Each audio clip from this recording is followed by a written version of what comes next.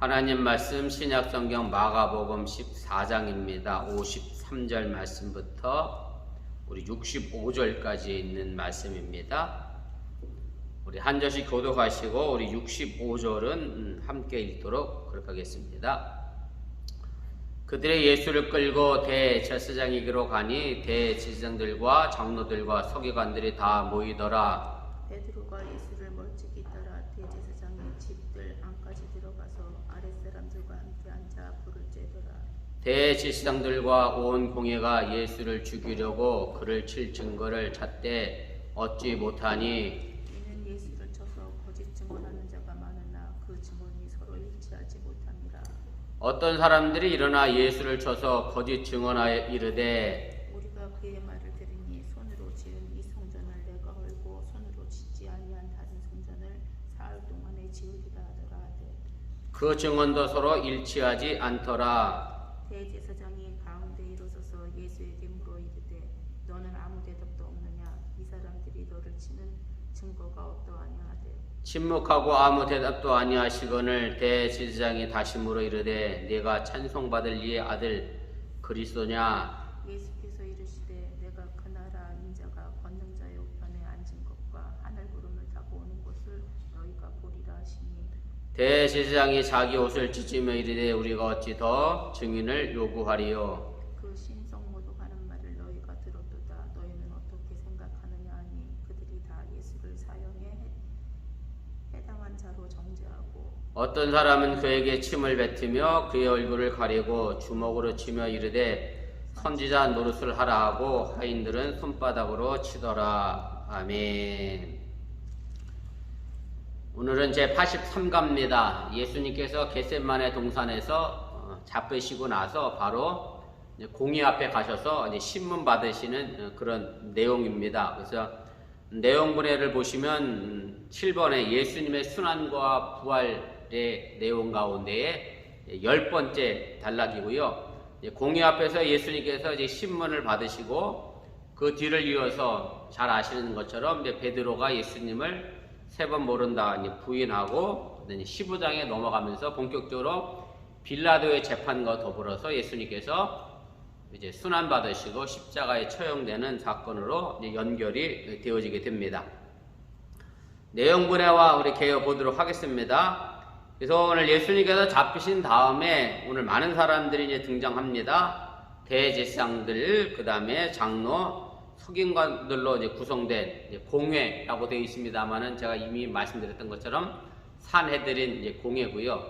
산헤드린 공회는 유대인의 어떤 종교적이고 혹은 법적인 최고 행정기관, 법적기관이었다라고 하는 것을 기억하시고 바로 거기에 끌려가셔서 신문을 당하시게 됩니다.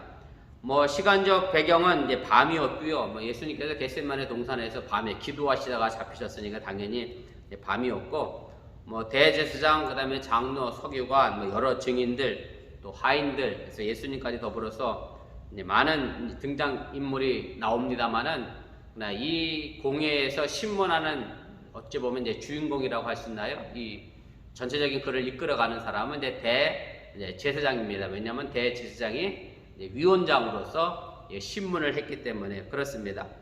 그래서 오늘 본문을 보면 이제 예수님을 죽이려고 하는 의도가 분명하게 이제 기록이 되어 있고요.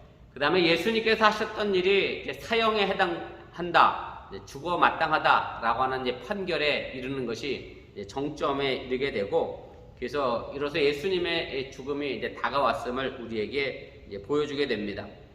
3번인데요. 그래서 이 단락에서는 좀 예수님께서 그동안 해오셨던 행적의 모습이 조금은 다르게 비춰집니다. 무슨 얘기냐면 그동안 예수님께서 많은 병자들을 고치시고 또 귀신을 내어 쫓으시면서 하셨던 이야기가 뭐였느냐면 어디 가서든지 이야기를 하지 말아라. 쉽게 말하면 메시아의 비밀을 지켜라 라는 침묵명령을 내리셨는데, 이 부분에 와서는 예수님 스스로가 자신이 메시아 그리스도다라고 하면서 자신의 신분을 드러내게 되고요. 그래서 예수님이 더 이상 십자가 앞에서 자신이 메시아임을 그리스도임을 숨길 이유가 없었기 때문에 자신이 스스로가 당당하게 메시아임을 밝히게 됩니다. 오늘 시작하는 54절에 있는 말씀의 내용 가운데 보면 베드로가 예수님을 멀찍이 뒤따라갔다라고 하는 이 내용은 이제 그 뒤에 나오는 예수님을 부인하는 베드로의 모습을 우리가 짐작하게 하는 그런 내용이고요. 그 다음에 오늘 마지막 65절에 있는 말씀은 결국 예수님께서 사형 판결을 받고 나니까 이제 침뱉고 모욕하고 손바닥으로 치는 이런 과정의 일련의 행동들이 나오게 되는데, 이것은 또한 앞으로 제자들이 어떤 모욕을 당할지를 분명하게 기록하고 있는 말씀이고, 어찌 생각해보면 지금 이 시대를 살아가고 있는 우리 그리스도인들도 여전히 이런 모욕 앞에 서 있게 된다. 그렇기 때문에 우리가 이 부분에 관하여 담대하게 세상과 맞서야 한다라는 사실 또한 여러분들이 기억하시기를 바랍니다. 우리 본문주의 차례대로 살펴가도록 하겠습니다. 먼저 1번입니다. 예수님은 맨 처음 어디로 끌려갔습니까? 53절에 있는 말씀인데, 53절 다시 한번 읽고 정리하겠습니다. 그들이 예수를 끌고 대제사장에게로 가니 대제사장들과 장로들과 서기관들이 다 모이더라, 이렇게 되어 있습니다. 그래서 예수님께서 잡히셔서 이제 대제사장으로 이제 끌려가게 됐고요. 사내들인의 세 당파가 바로 대제사장, 그 다음에 장로, 그 다음에 서기관들로 이제 구성하게 되어 있었기 때문에 바로 이런 사람들을 이제 대면하게 된 거고, 제가 아까도 말씀드렸던 것처럼 복음서 저자에게 중요한 것은 바로 유대교를 대표하는 대제사장이 예수님을 신문하고 주도했다는 사실에 주목을 하게 되고요. 결국 뭐 이런 사건 이후에 예수님께서 유대교가 더 이상 그 역할을 감당하지 못해서 이제 죽었다, 성전이 무너졌다라는 것으로 이제 설명하셨던 그런 내용과도 연결이 되어지게 됩니다.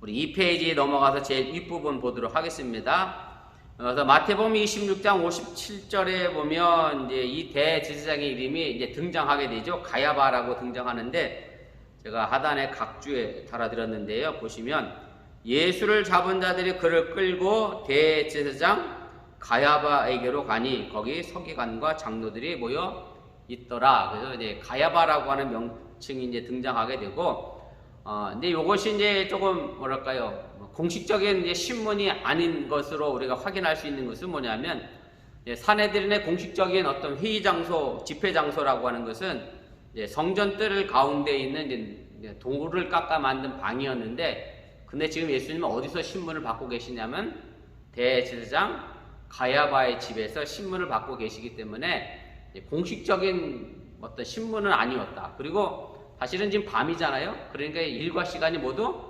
정리된 상황이잖아요. 밤중에 재판하는 경우는 없잖아요. 우리나라도 그렇고 미국도 마찬가지고, 뭐 밤중에 응급환자 수술하는 건 있어서 우리가 재판을 밤에 하는 법은 없으니까, 아무튼 어쨌든 예수님은 규정이 없는 비공식적으로 산헤드린 공회에서 심판을 받고 신문을 받게 됐다라고 하는 얘기입니다. 산헤드린 공회는 사실은 유대에 제가 말씀드렸던 것처럼 종교적이고 또 정치적으로도 최고 법정이었고, 사형까지도 의결할 수 있었는데, 이때 당시는 로마의 지배를 받고 있었기 때문에 결국 사형을 하려고 하면 로마의 최종적인 사형 선고가 필요했기 때문에 이 본문 이후에 15장에서 다시 예수님이 빌라도 앞에 서는, 로마의 법정 앞에 다시 서는 그런 이야기가 이제 전개가 되어지게 됩니다. 자, 이런 상황에서 이제 베드로는 어디 있었느냐, 이것이 문제인데요. 54절이죠.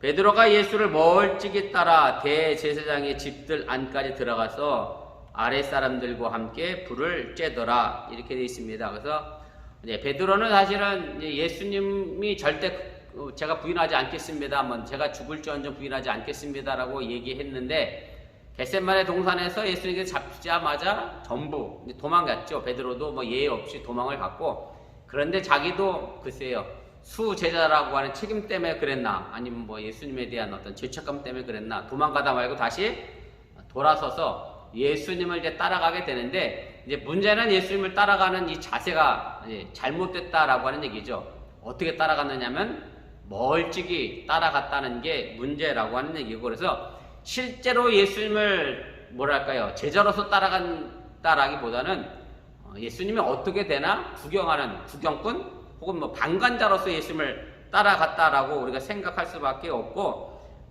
그 뒤에 나오는 이제 사람들 옆에서 불 쬐는 장면의 모습도 바로 이런 태도를 잘 이제 보여주게 된다라고 하는 얘기입니다. 결국 멀찍이 예수를 따라갔기 때문에 베드로는 예수님을 3번 모른다, 부인할 수밖에 없었다라고 하는 사실을 우리가 좀 기억할 필요가 있고요.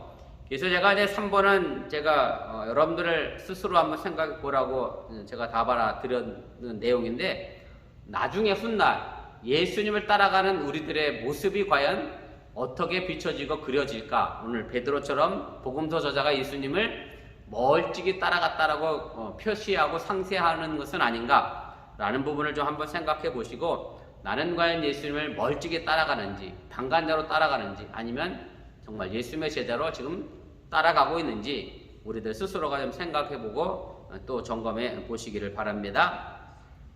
3번입니다. 온 공회는 이제 예수님의 유죄 판결을 위한 증거를 찾게 되는데요. 55절 말씀입니다.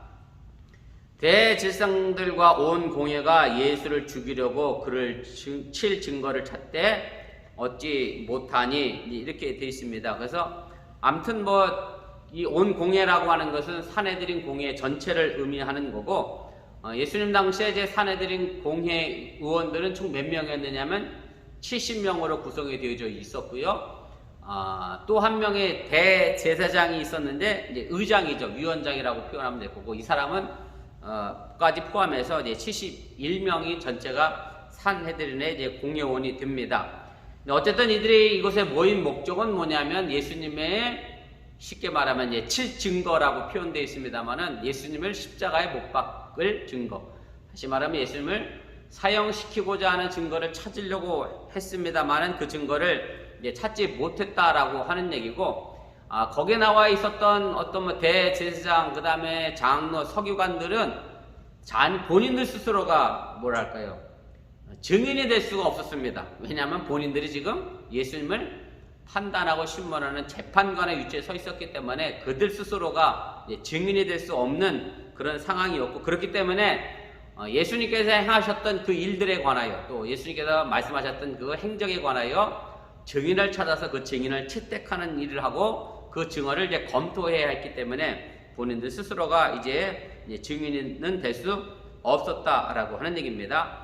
그래서 오늘 이 온 공회의 이런 모습을 통해서 우리가 고난받는 의인에 관련된 이사야서에도 고난받는 종에 관한 모습이 잘 기록되어 있습니다만은, 우리 시편 54편 3절 말씀에 제가 표준 세번역으로 썼습니다만은, 무법자들이 일어나 나를 치며 폭력배들이 내 목숨을 노립니다 라고 하는 그들의 악한 의도와 태도가 이제 잘 드러나고 분명하게 이제 보여주게 됩니다.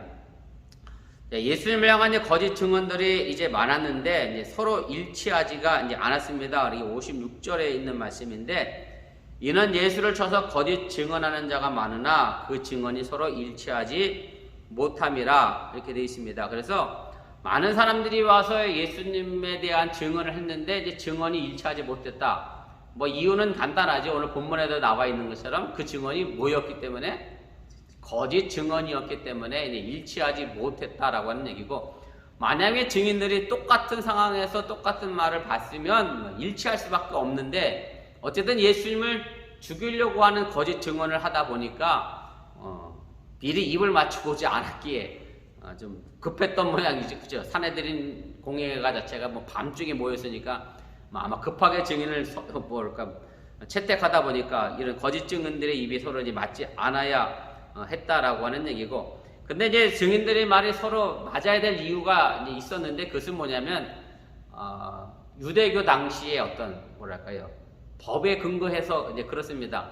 우리가 성경에도 보면 그런 말씀이 있죠. 신약성경에 보면 어떤 사람이 이제 교회의 말을 듣지 않을 때 그럼 가서 이제 권면하라라고 돼 있는데, 꼭 몇 명이 가서 권면하라고 돼 있냐면 두세 사람이 같이 가서 이제 권면하라, 이렇게 돼 있거든요. 그래서 항상 유대인들은 증언을 할 때 꼭 2명 이상의 증언이 이제 필요해야 했고, 그 2명 이상의 증언이 일치가 돼야 그 증언을 진짜 증언으로 인정했기 때문에 이제 그렇습니다. 그래서 유대인들의 재판에서 죄인으로 이제 규정하려고 하면 2명 이상의 증인이 이제 필요했다라고 하는 얘기고요. 제가 구약 성경의 내용을 각주 하단에 달아드렸는데 그 2번 하단입니다. 신명기서와 민수기서 말씀인데 신명기 17장 6절입니다. 죽일 자를 2사람이나 3사람의 증언으로 죽일 것이요 1사람의 증언으로는 죽이지 말 것이며 이렇게 되어 있고요. 민수기 35장 30절입니다. 사람을 죽인 모든 자 곧 살인한 자는 증인들의 말을 따라 죽일 것이나 한 증인의 증거만 따라서 죽이지 말 것이요 이렇게 되어 있습니다. 뭐 나름대로 유대교 입장에서는 뭐 합리적인 선택을 한 거라 생각이 되는데 한 사람의 증인은 본인 스스로가 혼자 거짓말하면 뭐랄까요 그 증언을 거짓으로 판명하기가 어려운 부분이 있으니까 꼭 2사람 이상 지금이야 2사람 이상도 입 맞추기가 어려운 시대는 아닙니다만 아무튼 유대교는 나름대로 공정하게 재판하기 위한 법적 계도 장치를 그렇게 마련했었다라는 것도 기억해 두시면 좋을 것 같습니다. 5번입니다. 증인의 예로서 성전에 관한 예수님의 가르침의 내용이 등장하게 되는데 58절입니다. 57절, 58절 제가 읽을게요. 59절까지 읽어도 될 것 같으네요. 어떤 사람들이 일어나 예수를 쳐서 거짓 증언하여 이르되 우리가 그의 말을 들으니 손으로 진 이 성전을 내가 헐고 손으로 짓지 아니한 다른 성전을 사흘 동안에 지으리라 하더라 하되 그 증언도 서로 일치하지 않더라 이렇게 되어 있습니다.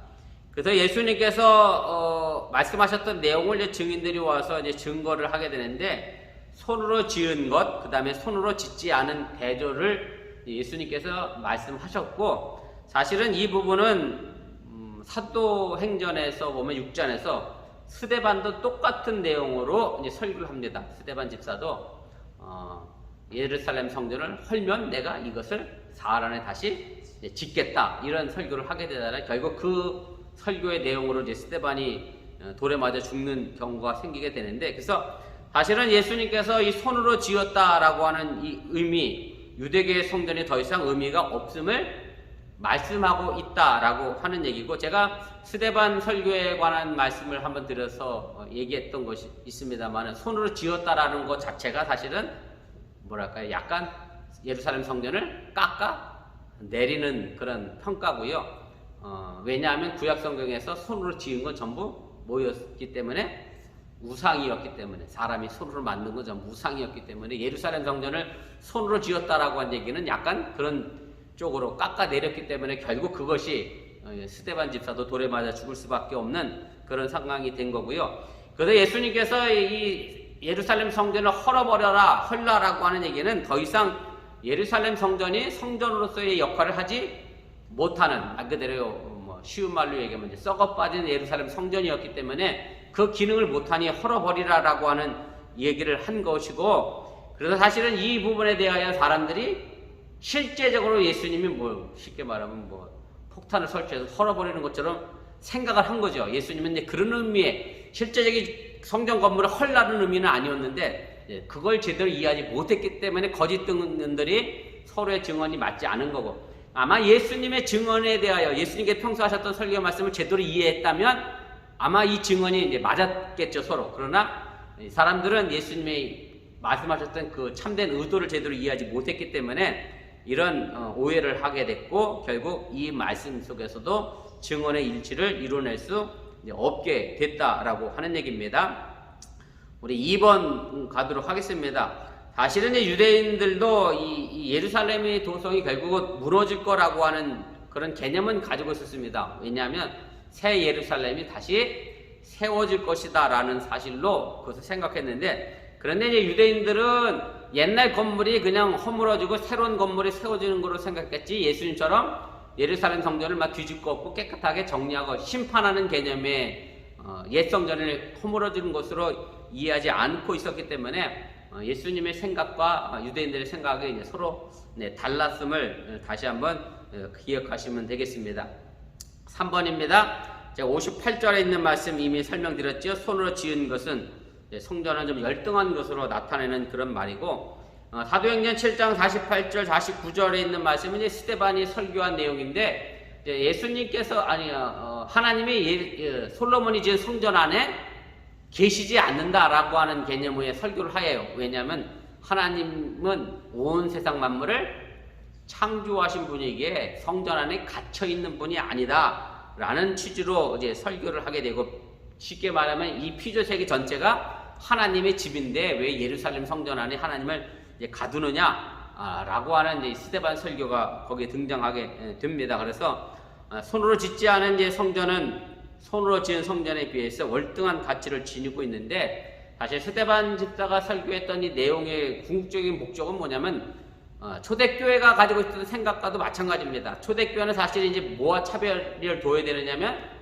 유대교와 차별을 둬야 되죠. 왜냐하면 물론 예수님도 유대 사람이었고 사도 바울도 유대인이고 쟤들도 다 유대인이었는데 유대교가 더 이상 그 역할을 하지 못한다라고 생각했기 때문에 유대 공동체를 무너져야 하고, 그럼 새로운 공동체가 필요한데, 그렇다 초대 기독교가 예루살렘 성전처럼 훌륭한 교회 건물을 가지고 있었던 상황이 아니었기 때문에 바로 이 부분에 관하여 온 세계 전체가 하나님이 거하시는 거처다라고 이야기하는 것은 바로 교회 공동체를 가리키는, 그리스도교 공동체를 가르치는 것에 있음을 우리가 이해하시면 되겠습니다. 우리가 존 웨슬리 목사님도 사실은 성공의 목사였잖아요. 그런데 성공의 신부였었는데 그가 감리교단을, 본인 스스로는 뭐 감리교단을 만들려고 한 건 아니지만 그를 따라다녔던 사람들이 이제 메소디스트라고 하는 감리교단을 만들게 되는데, 존 웨슬리 목사님이 성공의 신부로서 자꾸 바깥에 나가서 광산에서 들에서 촌에서 설교하니까 더 이상 설교하지 못하도록 막았죠. 성공의 신부가 교회 밖에서 설교하는 건 법적으로 이제 금지가 되던 시대였기 때문에, 그때 요한 웨슬리 목사님이 하셨던 유명한 말씀, 우리 뭐 감리교인이라고 하면 또 감리교 목사님들이라고 하면 꼭 한 번씩 쓰는 단어인데, 세계는 나의 교구다. 그래서 요한 웨슬리 목사님은 내 교구는 교회 건물 안에 갇혀져 있는 게 아니라 세계 전체가 내가 복음을 전해야 될 마땅한 전도지다라는 개념으로 말을 타고 다니시면서 온 영국을 복음화 시켰는데, 바로 이런 개념으로 우리가 자꾸 하나님을 성전 안에 가두는 일들을 많이 하죠. 뭐 쉽게 예를 든다라고 하면 교회 안에서 기도하는 건 내가 뭐든지 다 할 수 있는 것처럼 기도해놓고 성전 바깥에 나가면, 교회 안에서는 하나님 다 하신다고 해놓고 바깥에 나가면 하나님도 못하시는 일이 있어. 나 스스로가 하나님을 자꾸 교회 안에 가두는 그런 어리석은 기도를 우리가 하게 되는데, 하나님은 교회 안에만 계신 분이 아니라 온 세계 우리의 삶을 지켜내고 계신 하나님임을 여러분들이 믿으시기를 바랍니다. 4번입니다. 사흘이라고 하는 기간, 이것은 바로 예루살렘 성전을 어떻게 예수님께서 물리적으로 사흘 안에 다시 짓겠어요? 불가능한 일이죠. 그래서 여기서 사흘이라는 기간은 당연히 예수님이 자신의 부활을 상징하는 말로 썼기 때문에, 그래서 다시 짓는 건 그리스도교의 공동체임을 다시 한번 생각하게 되는 거고요. 그래서 주님의 십자가와 부활은 결국 예루살렘 성전과 같은 외형적인 어떤 종교나 지위를 의미 없게 만든 사건임을 기억할 필요가 있습니다. 그래서 증언하는 사람들은 바로 이런 부분을 이해하지 못했기 때문에 그 증언이 서로 들어맞지 않게 됐다라고 하는 얘기입니다. 6번입니다. 대제사장이 예수님께 던진 질문은 무엇입니까? 60절, 61절에 세 가지의 질문을 던지게 되는데 제가 읽겠습니다. 대제사장이 가운데 일어서서 예수에게 물어 이르되 너는 아무 대답도 없느냐? 이 사람들이 너를 치는 증거가 어떠하냐 하되 침묵하고 아무 대답도 아니하시거늘 대제사장이 다시 물어 이르되 네가 찬송받을 이의 아들 그리스도냐? 라고 이렇게 묻게 됩니다. 오늘 대제사장이 예수님께 드린 질문은 세 가지입니다. 그 첫째 질문은 예수님의 침묵에 관한 겁니다. 왜 증인들이 거짓 증거라고 본인이 얘기하진 않을 테니까, 증인들이 너에 대해서 이런 얘기를 하는데 너는 왜 가만히 있느냐, 왜 침묵하느냐, 그 이유를 물은 거고요. 물론 두 번째 질문도 마찬가지예요. 이 사람들이 너를 치는 증거가 어떠하냐 이렇게 물었는데, 이것 또한 예수님의 증언에 대하여 네가 해명하고 반박할 것이 있느냐 라고 하는 그런 질문인데, 그래서 너는 아무 대답도 없느냐라고 하는 이 질문과 두 번째 질문은 같은 개념의 질문이라고 봐도 무방하리라 그렇게 생각이 됩니다. 세 번째 질문이 중요한데요. 3번입니다. 대제사장의 이제 세 번째 질문은 예수님의 신분에 관한 거죠. 그리스도의 신분에 관한. 네가 찬송받을 이 아들 그리스도냐라고 이제 질문하게 되는데, 여기서 찬송받을 자라고 하는 것. 유대인들에게서 찬송받을 사람은 오직 딱 한 분이시죠. 바로 하나님이고요. 그래서 내가 하나님의 아들이냐 라고 하는 부분에 관하여 이제 질문을 이제 하게 됩니다. 그래서 오늘과 한글로는 이제 그리스도냐라고 번역이 되어 있습니다만 영어 성경에는 이게 메시아고요. 메시아, 그리스도, 구세주 다 같은 말이고요. 어떻게 표현하느냐에 따라 다르다라고 하는 것 여러분들 이해해 두시면 되겠고, 그리스도는 헬라어 버전 크라이스트라고 영어 버전으로 갈 수도 있고, 크리스토스라고 헬라어를 정확히 얘기합니다만은 메시아는 히브리어 말이고, 구세주는 한문으로 번역된 우리 말이고, 사실 기독도 마찬가지예요. 기독도 그리스도를 한문으로 번역했기 때문에 기독이 된 거고요. 여러분들 기독교가 결국 그리스도교다라는 의미도 또 다시 한번 이해해 두시면 좋을 것 같습니다.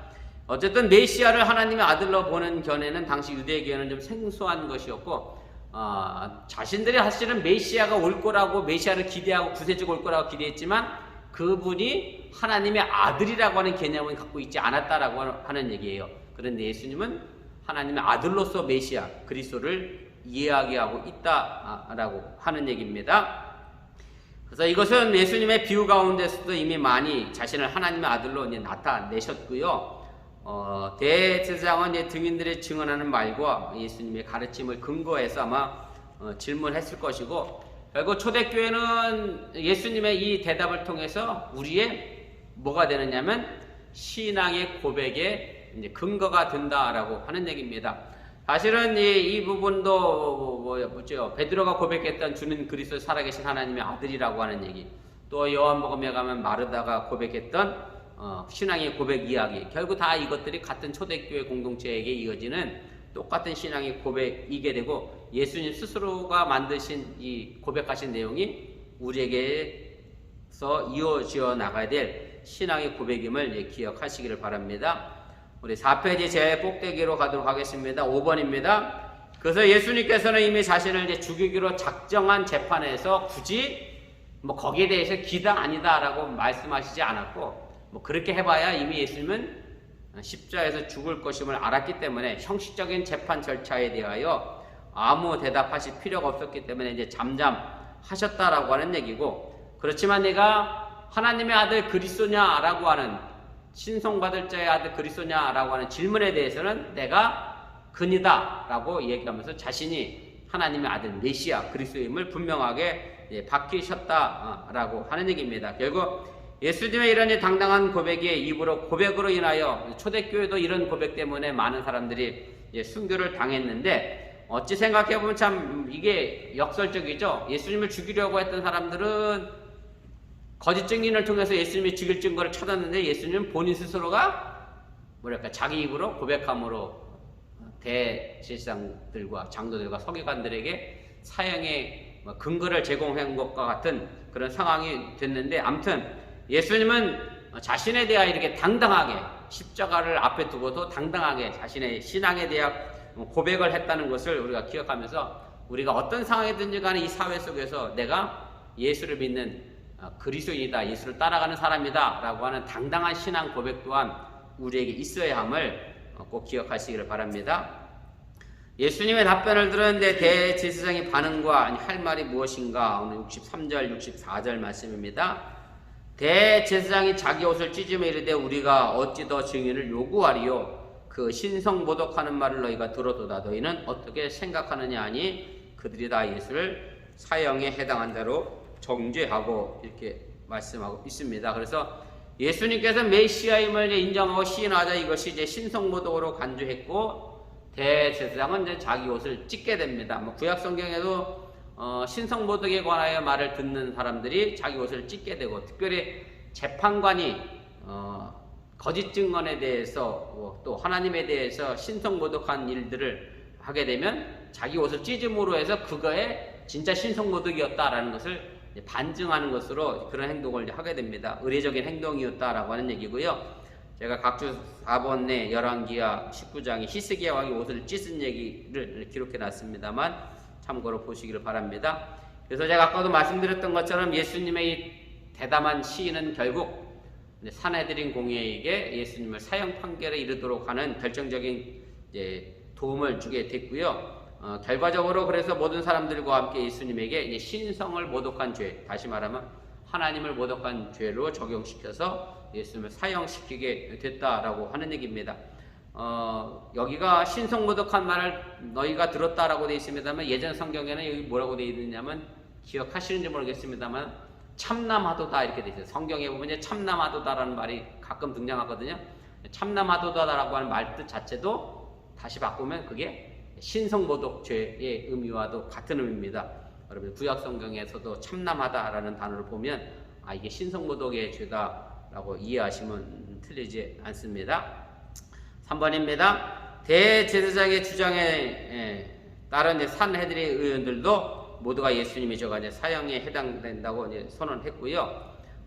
당시에 재판법으로는 이제 사형 판결을 내려도 그 다음날 바로 사형을 집행할 수 없었기 때문에 진짜 결정은 그 다음날이 되어져야 결정이 돼서, 우리가 15장 1절에 가면 예수님께서 공회에서 다시 새벽에 정식으로 결정되는 것을 보게 됩니다. 그래서 일종의 이게 구형이라고 하죠. 우리가 뭐 검사가 사형을 선고합니다라고 하면 재판관이 실제로 사형을 얘기해야 진짜 사형이지, 검사가 구형한 게 실제로 형량이 되는 건 아니니까 이제 그런 과정을 똑같이 거쳤다라고 하는 얘기입니다.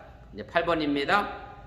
재판장에 있었던 몇몇 산헤드린 의원들과 저들의 하수인들은 예수님께 사형이 구형되자 예수님을 어떻게 조롱했습니까? 마지막 65절에 있는 말씀입니다.